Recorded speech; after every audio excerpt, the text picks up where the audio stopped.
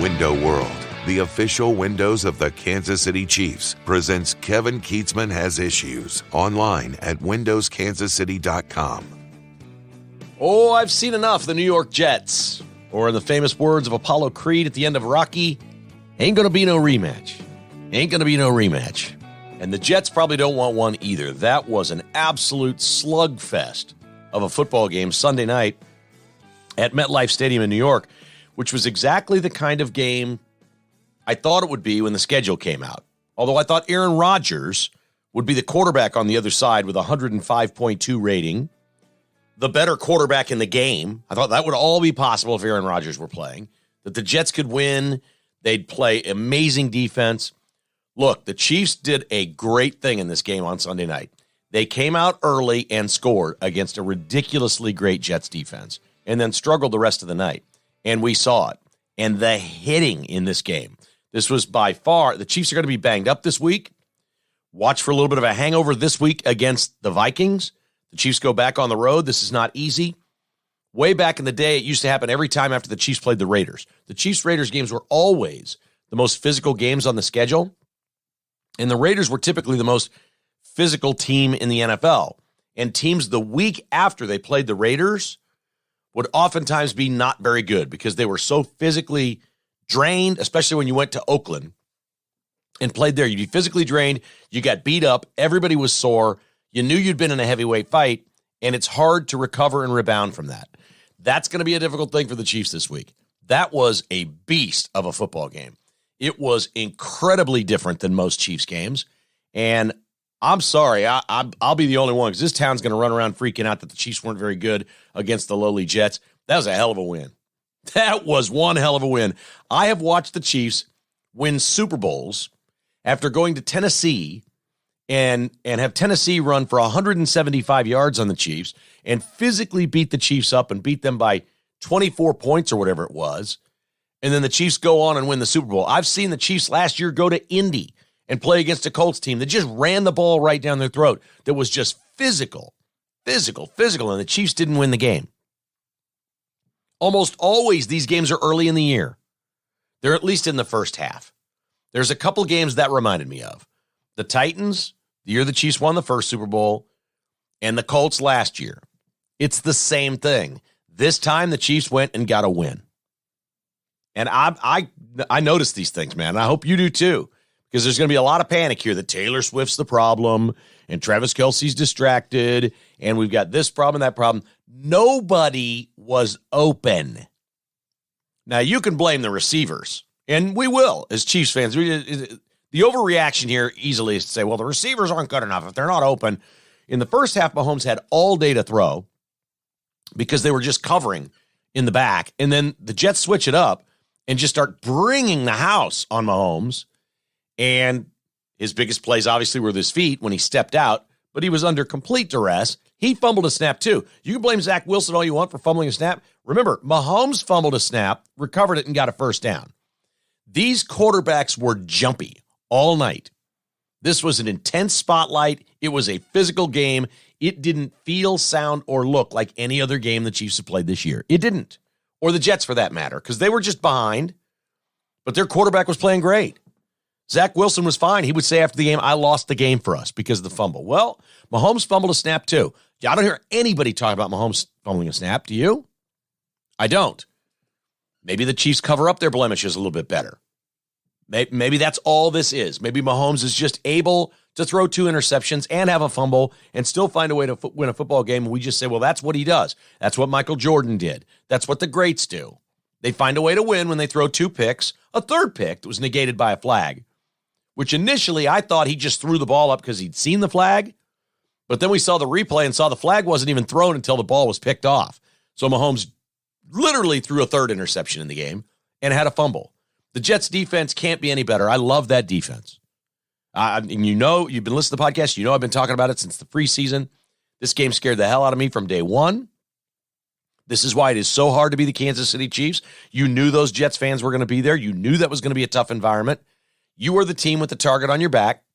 The Jets have a really, really exceptional roster. That is one fine collection of football players. They are really something else. And you could see it last night. You get just a little bit of quarterback play in New York, and you're a hell of a hard team to beat. And they could win a lot of games. That game last night beats everybody else that goes into New York. Any other team that goes in there, that game beats them. Because if it's Josh Allen, it's not 2 interceptions and a fumble. It's probably 4 interceptions and a fumble. Because he's really bad at that. Great player, but he's really bad at turnovers. Man, ain't going to be no rematch. I don't want to play the Jets again. I don't want to see him in the playoffs. I don't want any part of this. If Zach Wilson keeps getting better from where he was the night he took over for Aaron Rodgers in game 1 to where he is here a month later, it's insane. The kid was good. He's got plenty of arm. He was good. He was very, very good. No more Jets. Take the 23-20, get out. If you lost your little bet, sorry, I lost mine too. My phone was just blowing up with people complaining that Mahomes slid instead of taking the cover. I mean, the Chiefs literally could have had that hard of a time, and they still covered the game. All he's got to do is step in the end zone, and they win by 10, and they cover the game. But he didn't. A lot of people were freaked out that Mahomes did that. A lot of fantasy players not very happy they did that. But if you want to really focus in on it's the Chiefs' problem, it's the receivers, and it's what we do. It's what any fan of any team does. They look at their team, and they don't think about the opponent. If you want to do that, that's fine. I'm going to give you this stat that is the most amazing thing I've heard. That is the 22nd consecutive game the New York Jets have not had somebody throw for 300 yards against them. I'll repeat that. That is 22 games in a row. That defense has gone out there, and the other NFL quarterback, this one, nearly a billionaire, 2-time MVP, Super Bowl winner, doesn't throw for 300 yards. That defense is amazing. And the fact the Chiefs popped him for a big run for a touchdown was huge in this ballgame. The fact the Chiefs didn't miss a field goal off the upright was huge in this ballgame. 22 games in a row, sub 300 yards for the Jets defense. That's amazing. Mahomes won this game with his feet. The Jets can really cover in the secondary.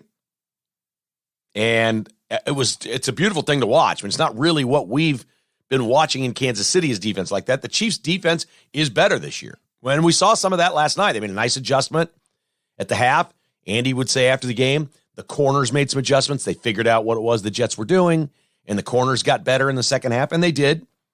We saw that. There were some nice things there, but the Chiefs have a good defense. The Jets have a great one.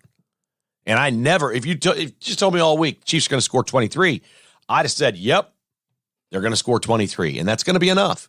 I didn't see the Jets scoring 20. I figured it'd be like 23-13. Was close to that. Man, it's hard to be the Chiefs. It is week in and week out. It is everybody's game of the year. And that's hard in the NFL. It's one thing in college or something like that. The NFL, when the teams are so even, that makes it really, really, really hard. Look, the Sauce Gardner holding call was a hold. It was both hands, by the way. And Robert Saleh, look, I hope the guy has a good career. I got nothing against Saleh, the coach of the Jets. I've got nothing. But he made a fool of himself on Sunday Night Football. You made a fool of yourself. You complained about it, and you complained about it. You made a fool of yourself. And then when the game was decided, you decided to run down there and get a little bit more of them and get a 15-yard penalty or half the distance penalty before the clock ran out, just to make another case that you didn't like the call. And it was early and often, especially on Twitter, Jets fans were on there complaining, oh, the fix is in, the Chiefs are getting all the calls. No, the Chiefs did not get all the calls in this game. The safety was not a safety. Everyone agreed. There was another call against the Chiefs. No, that was not a penalty. There were two of them point blank that if you could have reviewed them, they would have been taken away. And again, I don't know what the NFL is doing, why they won't move to a situation where you can review anything.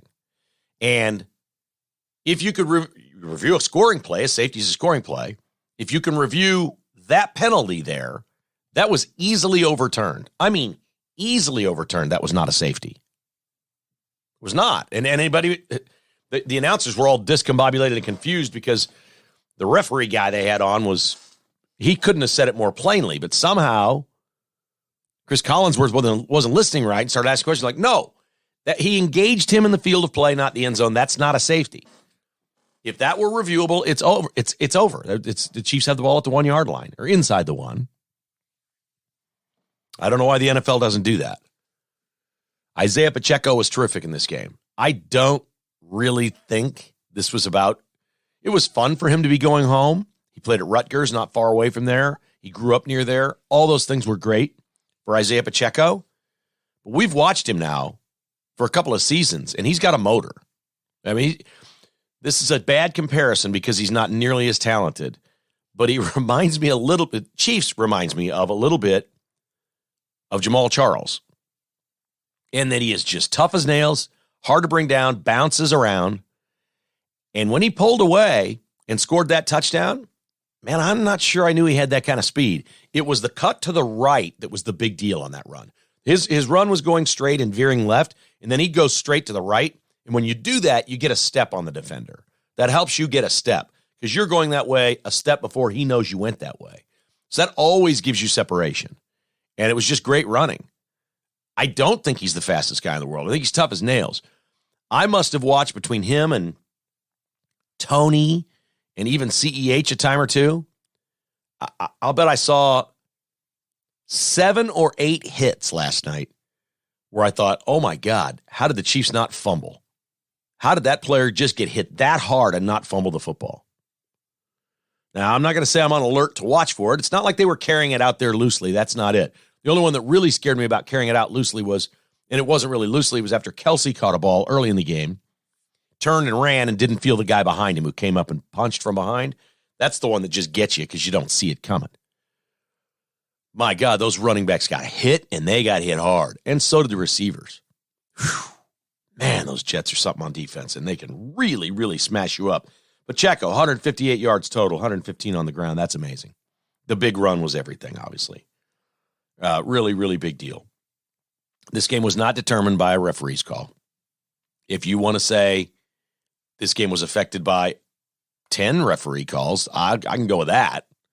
But it was not determined by the holding call. You can't grab a receiver downfield with both hands and spin his shoulder pad.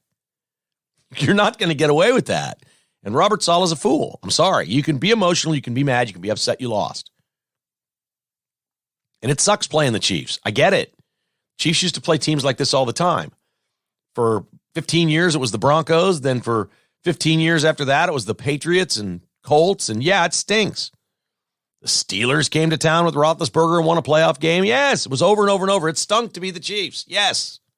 Yes, we know what it feels like, Jets. They're on the cusp of something very good there, and they know it.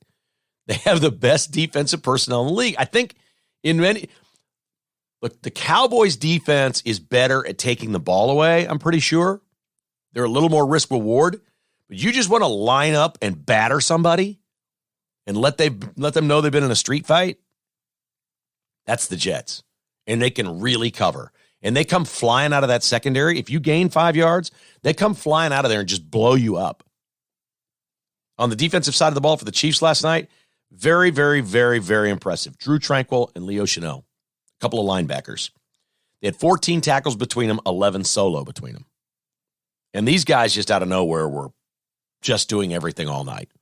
They were near the ball. They mostly kept gains, small gains for the Jets instead of 13-yard gains.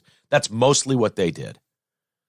Man, I'm telling you, Chiefs got some linebackers now. They got some guys flying around, and Bolton's not even playing. And they were still pretty good with the linebacking core. And there were not very many quarterbacks playing better than Zach Wilson yesterday.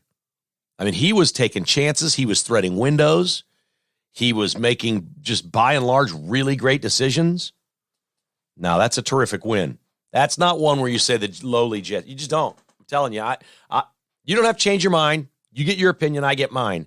I just know this is a game the Chiefs lose. And when the schedule came out, I looked at it just like that. I looked at it like a Titans game in Nashville or a Colts game in Indianapolis. That's where the Chiefs go lose. They line up, somebody hits them in the mouth, runs the freaking football against them. It gets too physical for them, and they squirm back home, refocus, and go from there. That's typically what they've done. Now, can they refocus on this one a little bit and say, wow, we've got a lot of work to do? Of course. I mean, the Bears look good against... How bad is the Denver defense? So the Chiefs are playing Denver twice in October. They're at the Vikings. Nobody's going to tell you the Vikings defense is great. They usually get in score fest. Then it's home for the Broncos. The Chiefs ought to score 1 million. Then the Chargers are here. Yeah, Chargers can beat the Chiefs. There's no question they can. I don't think they will, but the Chiefs ought to score $1 million in that one. Then they go to Denver and will score $1 million. Then they play the Dolphins, who have no defense. So you just take that one and run with it, folks. You win that ball game, you just get the hell out of New York, and we're done. It's just done. Mahomes, 18 of 30, 203 yards, 1 touchdown, 2 interceptions, a fumble they didn't lose, and an interception that got overturned by a penalty, and a quarterback rating of 63.6, and the Chiefs win. The Chiefs win without any drama at the end. They march down and slide and run the clock out. The hardest thing to do in pro football is to run out the clock. And the Chiefs did that. Oh, and by the way, with all that bad that happened and all those bad Mahomes stats, the Chiefs still really covered the spread. All they had to do was take one more step in the end zone, and they would have covered the spread. KKHI is brought to you by Roberts Robinson, online at robertsrobinson.com. Chevrolet, Buick, GMC. Did you see the awesome Chevy ZR2 truck commercials last night on Sunday Night Football? They showed the Silverado ZR2, and then they showed the Colorado, and then the big Silverado. I think that's like the big heavy duty, the HD, the diesel or something. Oh, yeah. You can get those at Roberts Robinson. You can have them built and sent right here or right to your home, no matter where you live. Call my man Tim at Roberts Robinson today, 816-826-1563. It's the home of the lifetime warranty, robertsrobinson.com for all your Chevy, Buick, and GMC needs. Back Nine Development is Kansas City's custom home builder. If you are interested in building, you ought to give TJ a call and say, we'd like to work with your team. Here's what we're looking for. These really, truly are custom homes. This isn't finding a model home and saying, okay, we want this. This is, okay, we've got a piece of land or we've got a spot in a subdivision or something, and here's what we've always dreamed of doing. This is what we want to do for the way we live. We don't want somebody else's cookie cutter. We want to build our own house to make our own home exactly like we like it. And TJ can help you do that. Just give him a call at 785-236-0161 for back9development.com. And my good buddy Ron Buck over at Buck Roofing and now Buck Disposal. If you have disposal needs for a big dumpster at a job site, cleanup, things like that, or if you're moving, homeowners remodeling, business owners moving, small or large, they have 3 different sizes of dumpsters. They do smaller ones to big ones. These are not regular service dumpsters. They're temporary. You need them for a day. You need them for a week. Fill that sucker up. Buck will come pick it up and take it away for you. Municipalities, cities can use these. Landscape companies doing tree removal this time of year. Really, it's all about service. Most of these companies that do this are big corporations with call centers out of town, and it's disorganized. They don't deliver it when you want it, and they don't pick it up when you need it. BuckDisposal.com. Ron has assured me that this is the best service you'll ever get in this industry. Saturdays and Sundays, sure, they'll make it happen. 913-242-7695. That's 913-242-7695, online at buckdisposal.com. All right, the subplot of every Chiefs game that Taylor Swift is now at is Taylor Swift, and we have 2 different, I don't know if the broadcasters drove you nuts yesterday, the pregame, post-game, Sports Center after the game, everything, the local news coverage. There are 2 types of people with microphones right now. There are those that are doing puns, trying to be funny, dropping Taylor Swift song titles in their broadcasting, of which I don't know very many song titles. That's clear, because apparently the entire open with the voice stars on there was nothing but Taylor Swift titles, and I'm not sure I'd heard of any of them. So I don't know. I don't know her song titles. I don't really like Taylor Swift. Then the flip side of that is people saying, oh, God, shut up and move on. She's bad for this team. This whole thing's stupid. I hate it. I just want football. I get it. So there's something here for everyone. Well, page 6 it's page 6 of the New York Post. It's called page 6, but it's like TMZ. It's the biggest gossip site, celebrity news site in New York, the biggest city in America. Page 6 was on Traylor all weekend. That's Travis and Taylor, Traylor. Like my old buddy Scott Traylor of the Racing Boys.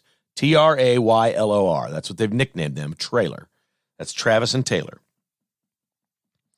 So page 6 reported that 11 a.m. Sunday morning, that's the day of the game, Travis Kelce left Taylor Swift's apartment in New York City in a black Range Rover, and they have video and pictures of this with her driver, where he was driven to New Jersey and taken to the Chiefs team hotel. Okay, that's kind of interesting. A source with the team says, oh, no. Kelce was not there overnight. He met the strict 11 o'clock curfew Saturday night at the team hotel. Team goes on the road. They do bed check. It's old school. They walk up and down the hallway. Security guy who has a master key to every room. And they open the door and make sure the players are in there at 11 o'clock. And back in the, I assume they still do now, but I'm not 100% sure. Then they guard the exits. They have security people that guard the exits. You can't sneak out. You're not going out tonight. We know you're 25 and you're rich and there's all kinds of girls here, but we got business tomorrow. So it's a business trip. The Chiefs are saying that, he was in bed at 11 o'clock on Saturday night. Doesn't change the fact that there's video of him at 11 o'clock on Sunday morning leaving Taylor's apartment. I don't know.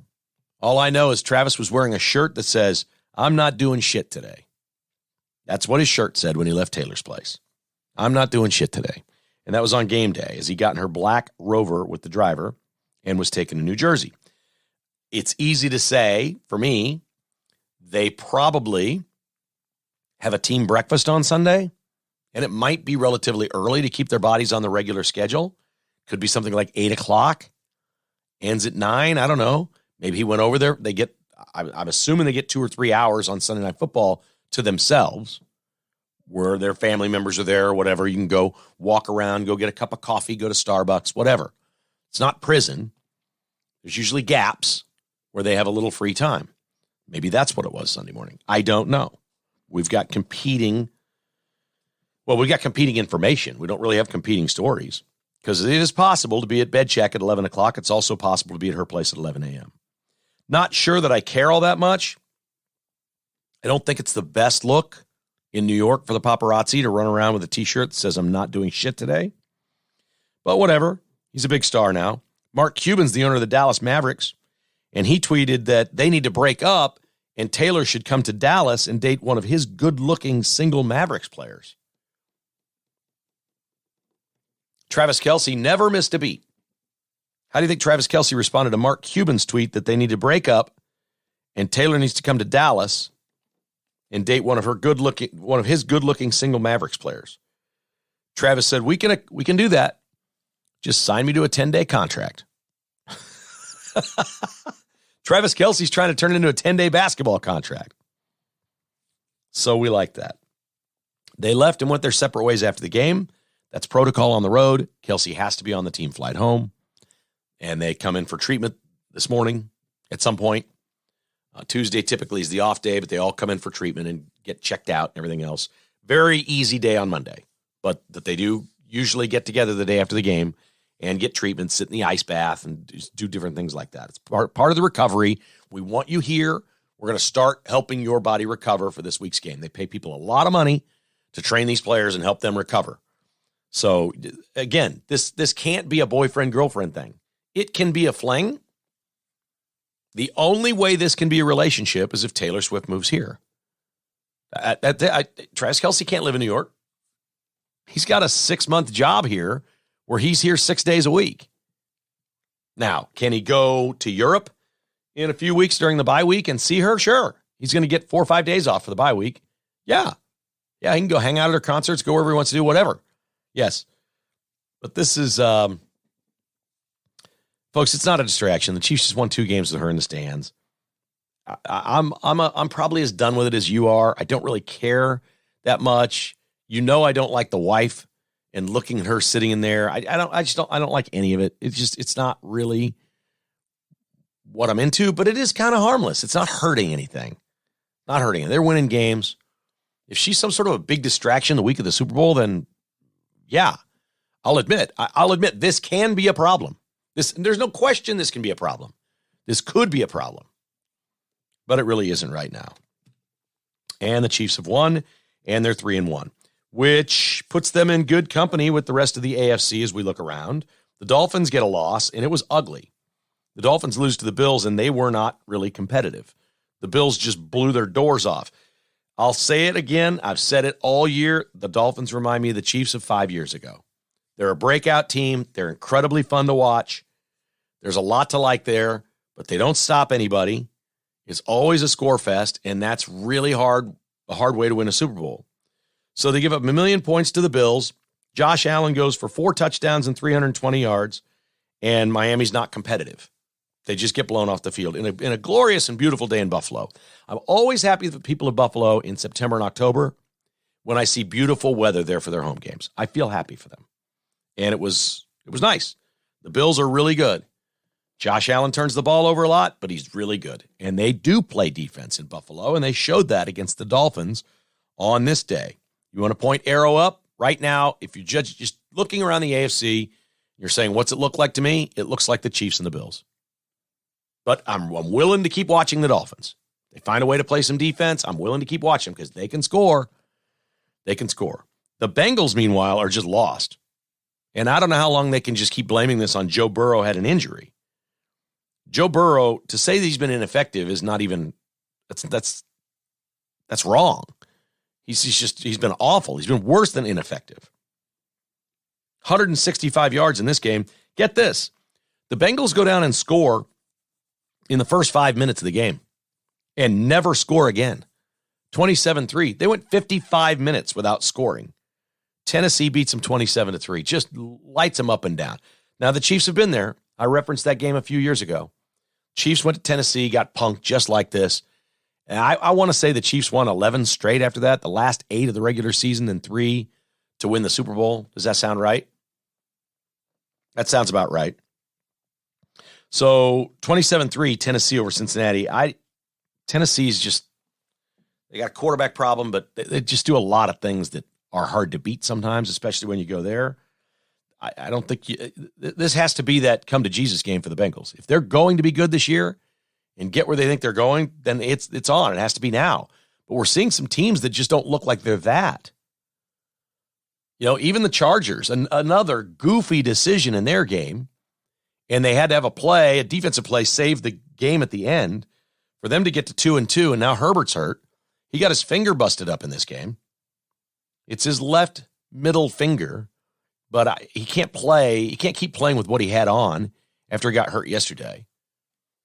Quarterbacks can play with busted fingers on their non-throwing hand. That's not a thing. They'll figure it out. But it's got to be uncomfortable at best.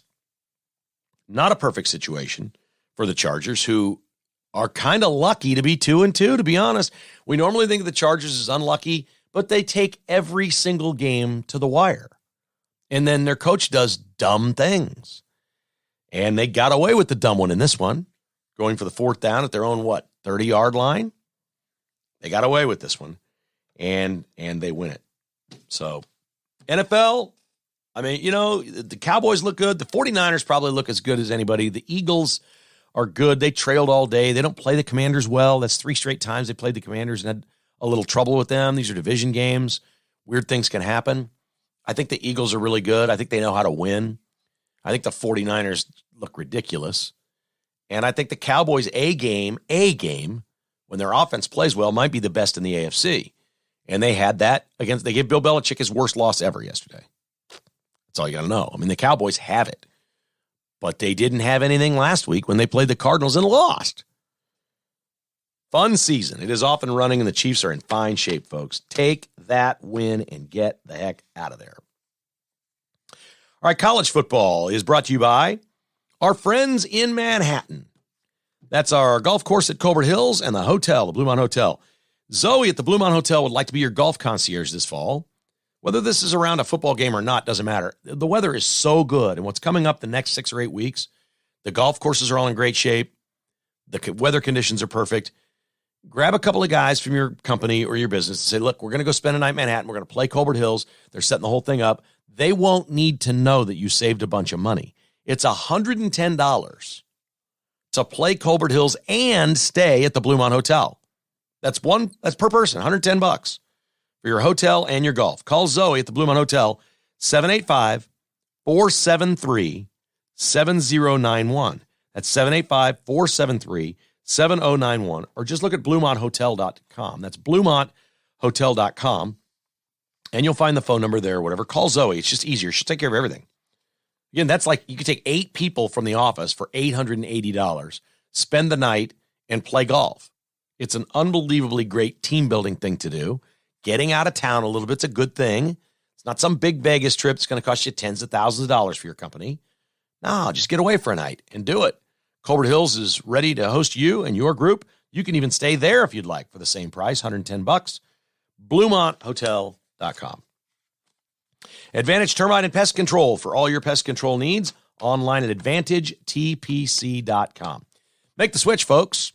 These are great conservatives, great people, unbelievably great people, and their service is the best. That's why we have stayed with them for almost 25 years now. Advantage Termite and Pest Control, 913-768-8989. Aaron Wolcott and his team are online at AdvantageTPC.com. And Earth Effects Outdoor, it is time to clean up around your property.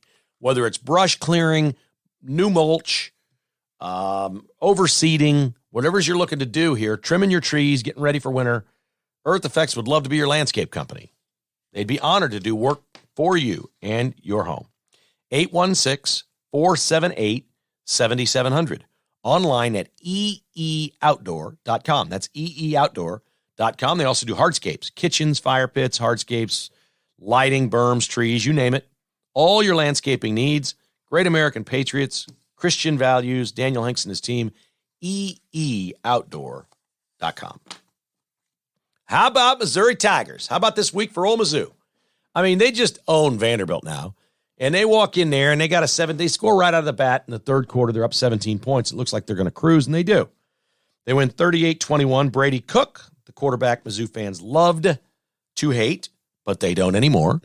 395 yards. Mizzou racks up 532 total yards, and they roll past Vanderbilt, which is now Missouri is starting to do what you expect them to do. All right, I wasn't sure it was a fair thing to say. I suggested it last week, but I wasn't sure it was a fair thing to say, and I'm not sure I was ready to say it about this team. That Mizzou ought to just go to Vandy and take care of business, and this shouldn't be that hard. Kentucky had just won there by 20 or something. Like, well, if Kentucky can do that, Missouri can do that. Kentucky's pretty good. They cracked the top 25 this week. They had a really good win over Florida and looked great. And Missouri's looking like that, which is fun.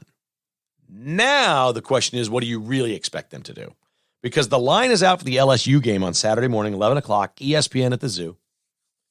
And Missouri is a 6.5-point underdog, and I'm just not sure I understand that.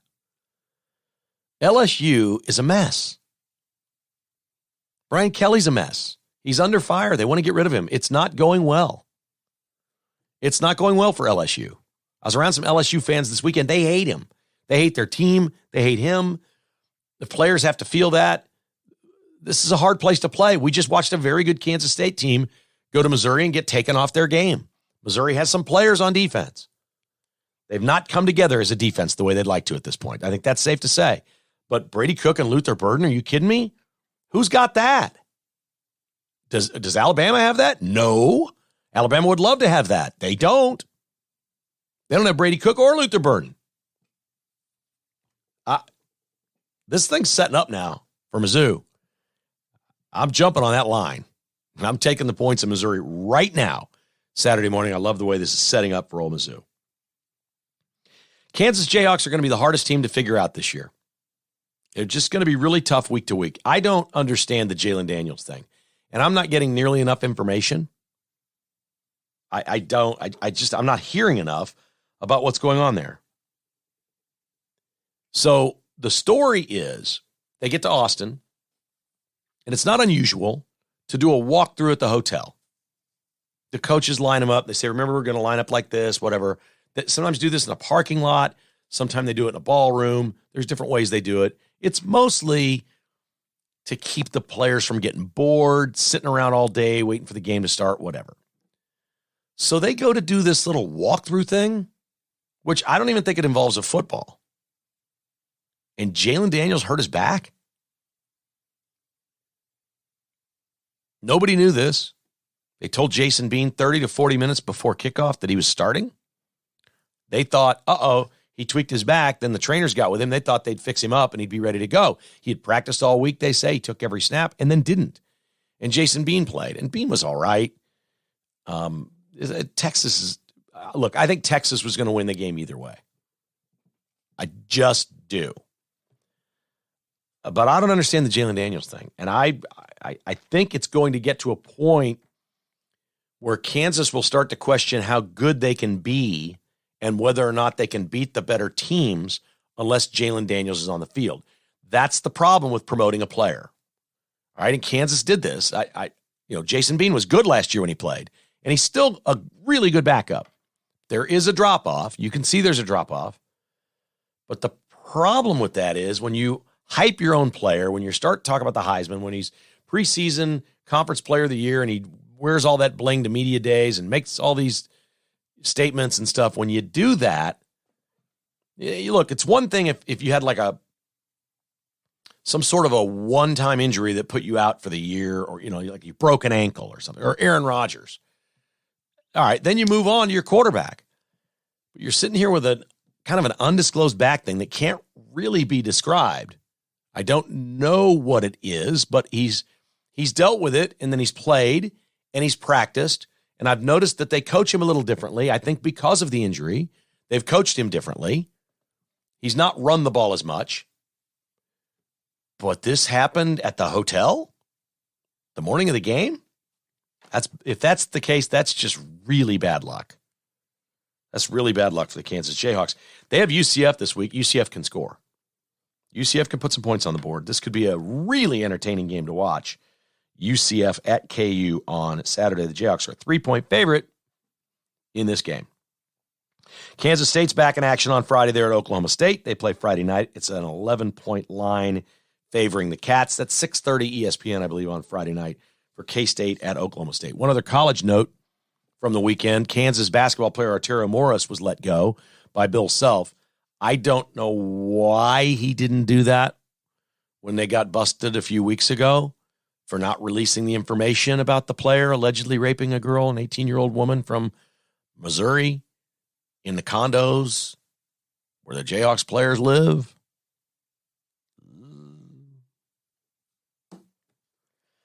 This was a player that they never should have brought in. Don't know why he took the chance on him. Don't know why he kept him, other than he's a hell of a player. I do know why. Arturo Morris is a great player. Arturo Morris walks around this planet knowing he's a great player, clearly, because he had trouble with the law that was settled in Texas. Undoubtedly, he will settle this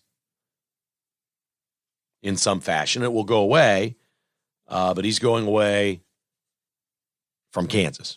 We don't know where his next landing spot is. I would think maybe pro ball, maybe just walk away and go start in the G League or something and see what you have. But I just, to me, that was unbecoming of Bill Self. He's a Hall of Fame coach. He's got 2 national titles. He doesn't need Arturo Morris. He's not at some phase where it's like make or break year. Oh, I'm going to get fired if I don't win games. I got to go sign this really risky kid. No, get past that, Bill. Get past it. The Royals finished the regular season with 106 losses. That ties their team record.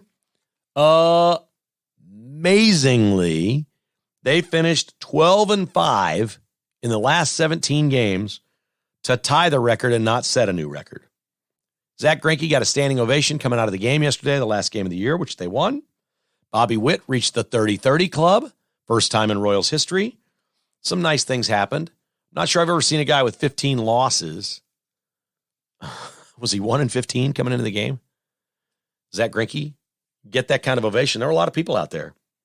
It was pretty nice to see. So the Royals avoided that dubious record, and they tie the record of 106 losses. The Ryder Cup team down, they didn't even go down with a whimper. They didn't even show up. Session 1 on Friday morning, the U.S. Ryder Cup team loses 4-0 in the first 4 matches. 4-0. They just laid an egg. Here's the truth about the U.S. Ryder Cup team. All right? Was it Morikawa or Schauffele? One of the players is getting married today. He'd planned his wedding for the day after it ended. So he's sitting there all weekend playing golf, thinking about his wedding Monday, so he could get married in Italy. Cantlay. Is Patrick Cantlay? Might have been Cantlay getting married. None of them have ever played the course before, even though there were 2 events there this year they could have played in. Most of the players on the team hadn't played in 5 weeks. 5 weeks. 3 of the U.S. players skipped practice altogether. The United States captain, Zach Johnson, never scouted players from the Live Tour. He put together players that were best friends instead of doing this on merit. Dustin Johnson was not there because he's on Live Tour. He was 5-0 2 years ago in the Ryder Cup. Patrick Reed is named Captain America because of his play in the Ryder Cup. He took Rory down. Rory was 5-0 in the Ryder Cup. And Bryson DeChambeau was easily the best player in the world when it was time for the captain to pick players 5 weeks ago or whenever it was, 4 weeks ago. And he didn't get selected either because what? They don't like him or he's a Live player? I don't know. They deserve to lose. The competition is a joke. If they don't get rid of this petty PGA Tour Live stuff, the Ryder Cup is rendered useless. You can't just take one tour of American players and say we're going to take the PGA Tour guys and go, and that's it. We're not looking at the other ones. Can't do it. It's not the right thing. And I'll be honest with you, I've always loved the Ryder Cup. It is nothing like it used to be. I almost feel like the liberals have taken it over or something. Honestly, it's what it looks like. Everything's like that light Obama blue, and it's all so European and touchy, like one world. It's all that. But then you watch, and what's disappointing is what we love about America, what you love about, is not on display by the Americans. They don't have any of the fire the Europeans do. Europeans are proud of being European. The Americans all there like, nah, okay, I got to be here. I'm doing this, but I'm not. This isn't the Masters. That's what they look like. Deserve to lose, I guess. All right, on to some news. Merrick Garland, the Attorney General was on 60 Minutes on Sunday night, and I watched this. He cried. Oh, Merrick Garland cried. Merrick Garland's been under fire. He's on Capitol Hill this week because he sucks. He's not good at what he does. And he's bent on being a liberal. He's an Obama buddy. He's a Biden buddy. They literally on this story tried to make a big deal about how the president's not very happy with you. And he's like, yeah, well, it's kind of quiet. And then they go, so rule of law is everything with you, right? And they talk about January 6th, because, of course, those were evil Republicans. And then they talk about the Oklahoma City bombing, because Timothy McVeigh was what, some right-wing guy or something? Conspiracy theorist? I don't know. He was a former military. They didn't like McVeigh. And Merrick Garland was in Oklahoma City when that happened. And so he's like, my life has been, etched in stone that it's this. I lost 2 relatives in the Holocaust. 80 years ago, he lost 2 relatives in the Holocaust. Okay, that's awful, but I don't really know what it has to do with him being Attorney General today. I'm sorry. It just doesn't. Oh, because he had this, he dedicated his life to the rule of law and being against political activism and all these other things. And they're trying to Joe Biden's, the president's not really talking to me. But really what they wanted to do was talk about January 6th, the Oklahoma City bombing, and all the counts against Trump. And they get to a point where they're talking to Merrick Garland about his 2 relatives. How well did he know these people? He couldn't have known him. He wasn't alive. Am I wrong? These 2 relatives that died in the Holocaust, he was not alive. I don't think. Is he 80? I don't think he's 80, is he? Everybody else in D.C. is, but I don't think Merrick Garland is. And this is people he didn't know. You know what? I got a bunch of dead relatives I didn't know. My dead relatives. Jeez. He literally was crying. He looked like the most loser liberal you've ever seen in your life. Crying about this on 60 Minutes. You got to see it. It's such bad journalism. And, oh, my God. They want you to feel bad for Merrick Garland. Oh, good Lord. Jamal Brown is the New York congressman that pulled the fire alarm at the Capitol. Why did he pull the fire alarm? He pulled the fire alarm because he didn't want them to vote on the budget, so he wanted the government to shut down so they could blame Republicans. So he literally tried to shut down the government. By pulling the fire alarm and clearing the building, Jamal Brown, he committed a crime worse than 90% of the J6ers. Correct? He did. And Trump is now out on the road stating all this in Iowa, in California, places like this. Guy's got to be convicted. If Trump wins, he's going after Jamal Brown for that crime. He will. It's the same crime. They're interfering with an official proceeding. That's what they charged every J6 with. They couldn't get him for violence. They couldn't get him for vandalism. There's all these things they couldn't do. But they got him for interfering with an official proceeding of Congress. Well, that's exactly what this guy did. He interfered with an official proceeding. He needs to be convicted right now. Where's Merrick Garland on this one? Let's go. He emptied the building. That's so bad. This guy's a lunatic, apparently. Jamal Brown. Trump says full prosecution. He needs to get the complete treatment that everybody else gets. Our final is brought to you by the Finch Knife Company, online at finchknifeco.com. That's finchknifeco.com. Keep life from getting dull with a Finch pocket knife, now featuring the new Stinger series. Jeremy Fry sent me a text the other day, and he got all the Stingers.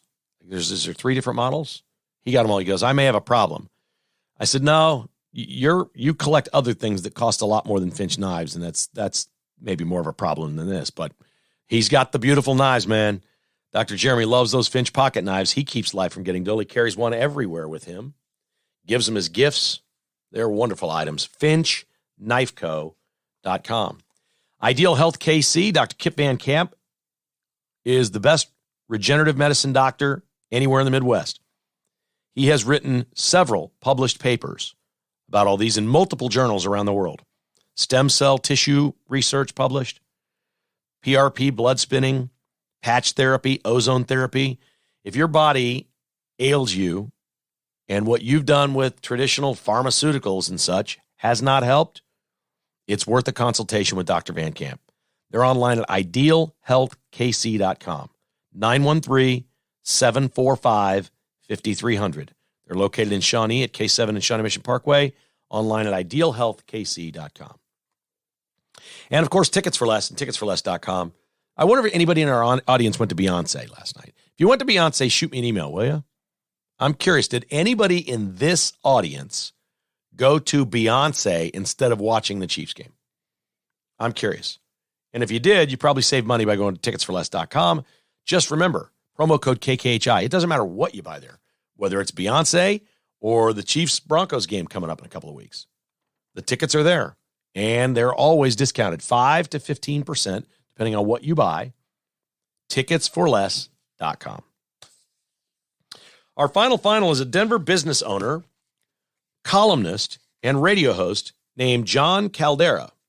John Caldera has a business called The Independent or something. His logo is a bald eagle. This guy's a libertarian.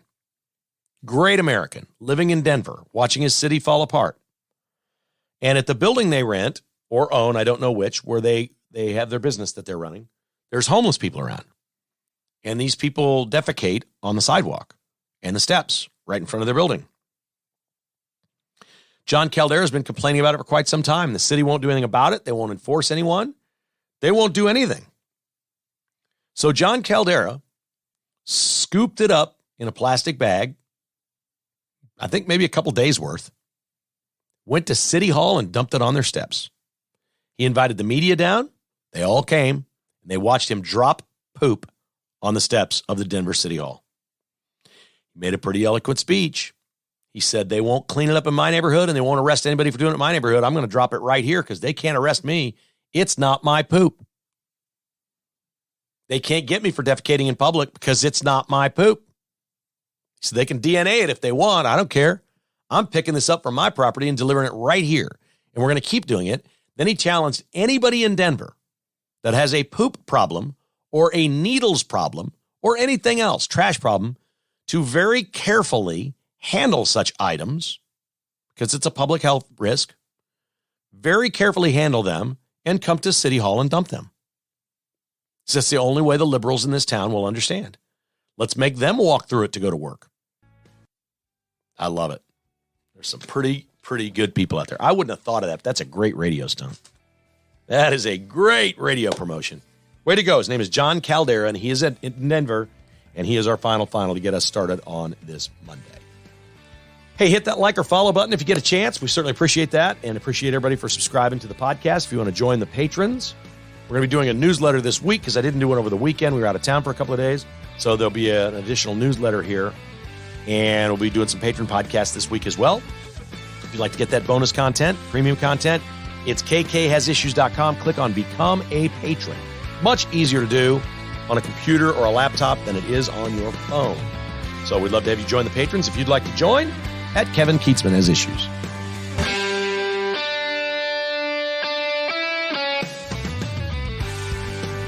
Thanks for listening to Kevin Keatsman Has Issues, presented by Roberts Robinson Chevrolet Buick GMC. To get exclusive patrons-only podcasts, receive a weekly newsletter, and attend in-person patrons-only parties, visit kkhasissues.com and become a patron today. This has been a production of Crooked Tail Media Incorporated.